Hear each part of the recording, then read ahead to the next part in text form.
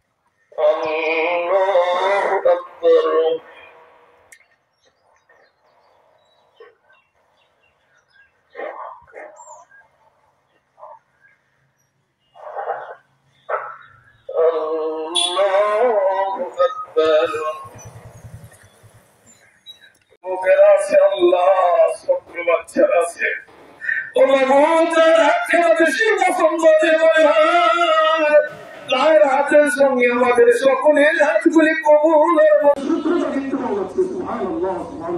এজন্য আমরা যে হাতটা উঠাবো, হাতটা যেন এই দিক না, হাতটা কি এই দিক এবং